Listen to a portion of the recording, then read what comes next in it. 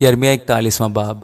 اور 7ویں مہینے میں یوں ہوا کہ اسماعیل بن نتنیہ بن السمہ جو شاہی نسل سے اور بادشاہ کے سرداروں میں سے تھا 10 آدمی ساتھ لے کر جدلیہ بن اخیکام کے پاس مصفا میں آیا، اور انہوں نے وہاں مصفا میں مل کر کھانا کھایا۔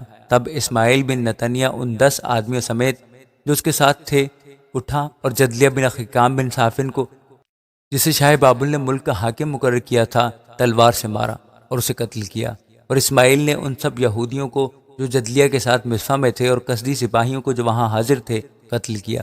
اور جب وہ جدلیہ کو مار چکا اور کسی کو خبر نہ ہوئی تو اس کے دوسرے دن یوں ہوا کہ سکم اور سیلا اور سامریہ سے کچھ لوگ جو سب کے سب 80 آدمی تھے، داڑھی منڈائے اور کپڑے پھاڑے اور اپنے آپ کو گھائل کیے اور ہدیے اور لبان ہاتھوں میں لیے ہوئے وہاں آئے تاکہ خداوند کے گھر میں گزرانے۔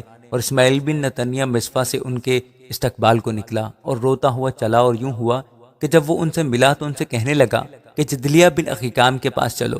اور پھر جب وہ شہر کے وسط میں پہنچے تو اسماعیل بن نتنیہ اور اس کے ساتھیوں نے ان کو قتل کر کے حوض میں پھینک دیا۔ پر ان میں سے 10 آدمی تھے جنہوں نے اسماعیل سے کہا کہ ہم کو قتل نہ کرو، کیونکہ ہمارے گیہوں اور جوں اور تیل اور شہد کے ذخیرے کھیتوں میں پوشیدہ ہیں۔ سو وہ باز رہا اور ان کو ان کے بھائیوں کے ساتھ قتل نہ کیا۔ اور وہ حوض میں جس میں اسماعیل نے ان لوگوں کی لاشوں کو پھینکا تھا جن کو اس نے جدلیہ کے ساتھ قتل کیا، وہی ہے جسے آسا بادشاہ نے شاہ اسرائیل بادشاہ کے ڈر سے بنایا تھا۔ اور اسماعیل بن نتنیہ نے اس کو مقتولوں کی لاشوں سے بھر دیا۔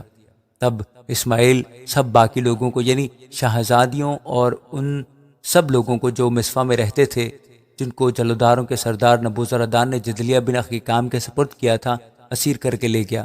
اسماعیل بن نتنیہ ان لوگوں کو اسیر کر کے روانہ ہوا کہ پار ہو کر بنی امون میں جا پہنچے۔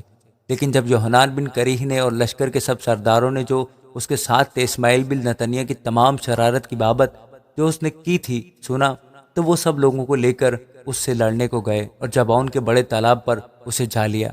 اور یوں ہوا کہ جب ان سب لوگوں نے جو اسماعیل کے ساتھ تھے یوحنان بن کریہ کو اور اس کے ساتھ سب فوجی سرداروں کو دیکھا تو وہ خوش ہوئے۔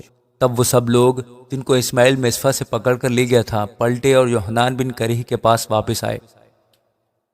پر اسماعیل بن نتنیہ 8 آدمیوں کے ساتھ یوحنان کے سامنے سے بھاگ نکلا اور بنی امون کی طرف چلا گیا۔ تب یوحنان بن کریہ اور وہ فوجی سردار جو اس کے ہمراہ تھے سب باقی ماندہ لوگوں کو واپس لائے جن کو اسماعیل بن نتنیہ جدلیہ بن اخیکام کو قتل کرنے کے بعد مصفا سے لے گیا تھا، یعنی جنگی مردوں اور عورتوں اور لڑکوں اور خواجہ سراؤں کو جن کو وہ جبعون سے واپس لایا تھا۔ اور وہ روانہ ہوئے اور سرائے کمہام میں جو بیت لحم کے نزدیک ہے آ رہے تاکہ مصر کو جائیں، کیونکہ وہ کسدیوں سے ڈرے، اس لیے کہ اسماعیل بن نتنیہ نے جدلیہ بن اخیکام کو، جسے شاہ بابل نے اس ملک پر حاکم مقرر کیا تھا، قتل کر ڈالا۔ آمین۔